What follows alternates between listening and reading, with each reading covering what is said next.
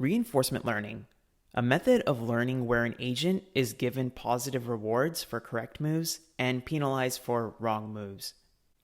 This simple concept forms the basis for modern AI breakthroughs that we've seen over the past years. AlphaGo Zero, for example, learned the ancient game of Go from scratch by continuously playing against itself. And within a matter of 40 days, it surpassed every human and computer to become the best Go player in the world. DeepQ networks incorporate Q-learning and neural networks to enable agents to learn and complete tasks in a variety of environments. However, there are some disadvantages of this carrot and stick approach, an approach where every action is either rewarded or penalized.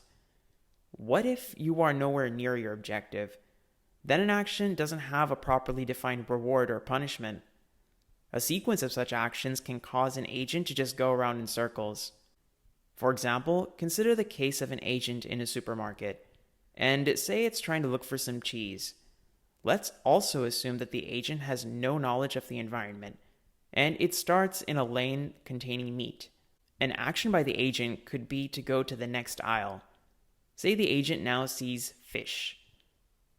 In the next action, the agent might try to go to the next aisle again, but there's also nothing stopping it from going back to the previous meat aisle.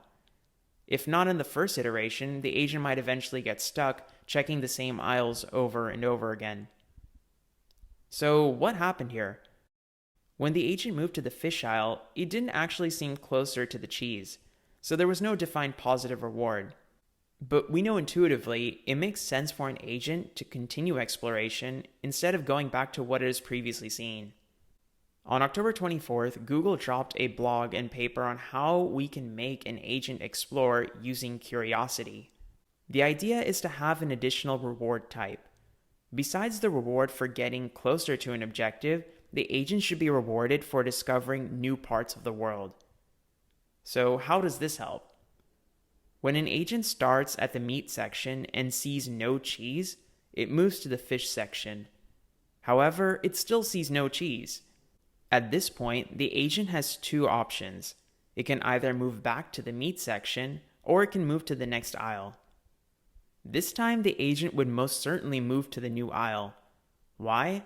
Because it gets a reward for seeing a new part of the supermarket, the pots and pans section.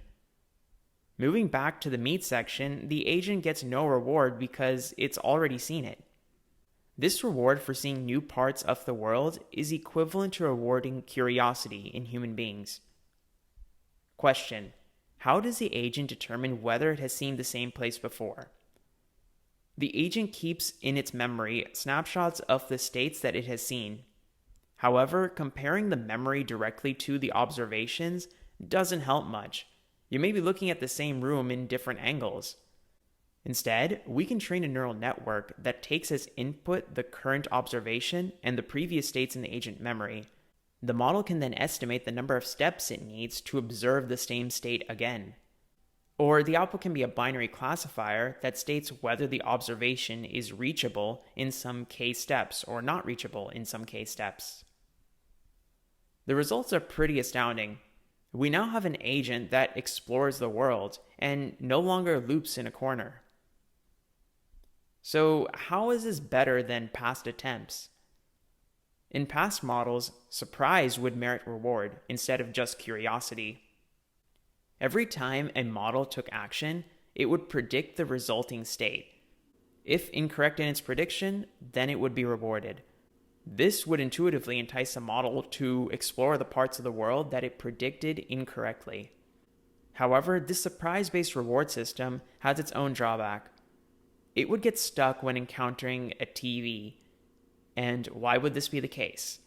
Say a model goes from state A in some aisle to a state B facing a TV. Seeing a TV for the first time, the model would have never thought it would encounter such a state. So the surprise reward brings the agent to the state B. Now, the agent has several options. It can either move forward, move back, or stay in the same position. On staying in the same position, the TV flips channels randomly. This is once again not something the agent would have predicted, and hence it's surprised and rewarded for staying in the same place. This cycle repeats because the agent would never be able to correctly predict the state of the TV, which is also random. So it gets stuck in front of the TV and no longer progresses in the original objective of finding the cheese. This is similar to procrastination in human beings. The episodic memory-based curiosity we discussed before, however, can avoid this. Consider the agent is in front of the TV. Every time the channel flips, the agent observes a new state and stores it in memory. However, since the number of channels is finite, once all channels have been flipped, the agent is no longer rewarded for seeing the same channels, and it will move forward, looking at parts that were unexplored. This research introduces a new fundamental concept of environment interaction behaviors that can be useful in reinforcement learning research. Looking forward to read more about that in the future. Check out the paper on the blog post and the links down below. When I got the Twitter notification for this paper, I just had to make a video on it. Hopefully now the paper becomes more accessible.